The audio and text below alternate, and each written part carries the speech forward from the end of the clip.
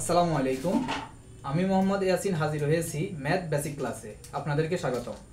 আজকে আমরা আলোচনা করব পরিসংখ্যানের অবিচ্ছিন্ন শ্রেণীব্যাপ্তি নিয়ে। এটা আমরা সাধারণত এইভাবে সবাই শিখেছি যে প্রথমটা থেকে 0.5 বিয়োগ করতে হয়, দ্বিতীয়টার সাথে যোগ করতে হয়। সবাই আমরা এভাবে শিখেছি বা এটা খুব সহজ একটা পদ্ধতি, যদিও অনেকে এটাতে বিভ্রান্ত হয়, একটু তাদের জন্য কষ্টসাধ্য। তো এটাকে আমরা আরো কিভাবে সহজে দশমিকে না নিয়ে পূর্ণ সংখ্যা লিখতে পারি, আজকে আমরা সেটাই দেখানোর চেষ্টা করব। যে দশমিকে নিলে লিখতে জায়গাটা একটু বড় দরকার হয়, বা অনেকে দশমিকে নেওয়ার কারণে অনেকে আছে যারা গণিতে দুর্বল, তাদের একটু সমস্যা হয়, যে কারণে আজকে আমরা এটা পূর্ণ সংখ্যায় লেখার চেষ্টা করব। তো পূর্ণ সংখ্যায় লেখার সিস্টেমটা হচ্ছে, আমরা প্রথমটা যেভাবে আছে এভাবে রেখে দেব, প্রত্যেকটাতে দ্বিতীয়টার সাথে আমরা 1 যোগ করে দেব। প্রথমটা যেভাবে আছে একইভাবে থাক, দ্বিতীয়টার সাথে 1 যোগ।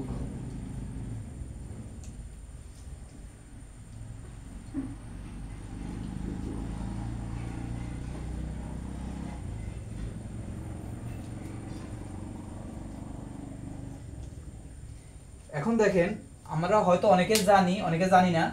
বিষয়টা হচ্ছে এই যে অবিচ্ছিন্ন শ্রেণীব্যাপ্তি নির্ণয় করার যে প্রধান কারণ, সেটা হচ্ছে এই কোণায় কোণায় মিল রাখা, এই কোণায় কোণায় মিল তৈরি করা। যখন আমরা প্রথমটা ঠিক রাখি, দ্বিতীয়টাতে 1 যোগ করে দিই, অর্থাৎ নিম্ন সীমাটা ঠিক রাখি, উচ্চ সীমার সাথে 1 যোগ করে দিই, তখন আমাদের এই কোণায় কোণায় মিলে। আমরা দশমিকের মাধ্যমে করলেও সেম এই কাজটাই হয়, যে এই কোণার সাথে এই কোণা মিলকরণ করাটা। এতে করে আমাদের যে আয়তলেখ অঙ্কন করি, ওখানটায় আমাদের সারণীতে কাজ করতে অনেক সুবিধা হয়, সহজ হয়, যে কারণে আমরা অবিচ্ছিন্ন শ্রেণীব্যাপ্তিটা বাইর করি।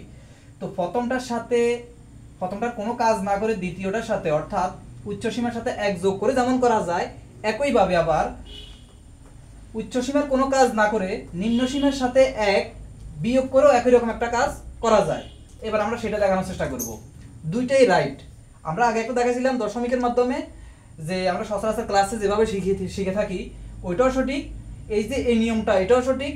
আর একটা নিয়ম দেখাইতেছি, এটাতে আমরা কি কাজ করেছিলাম, এটাতে কাজ করেছিলাম আমরা উচ্চ সীমার সাথে 1 যোগ করে গেছি।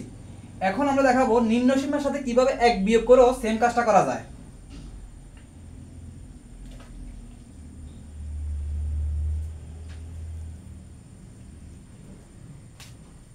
তো এই জায়গাটা আমরা একই কাজটা করব। এই যে নিম্ন সীমা 11 থেকে 1 বিয়োগ করলে হয় 10 থেকে 20। এখন আমরা উচ্চ সীমার কোনো কাজ করব না, উচ্চ সীমা যেভাবে আছে এভাবেই থাকবে। 21 থেকে যদি আমরা 1 বিয়োগ করি হয় 20, এদিকে 30। 31 থেকে 1 বিয়োগ করলে 30, এদিকে 40। একইভাবে আমরা কাজটা আগায় নিতে পারি।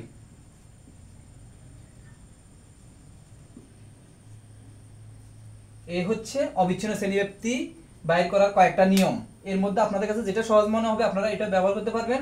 আর গণসংখ্যা তো যেমন থাকেই, 15, 7, 8, 3, 12 এরকম থাকে। এবার আমরা এটা দিই, যে আয়তলেখা আছে, আমরা আয়তলেখাটা নির্ণয় করতে পারি। সবাইকে ধন্যবাদ।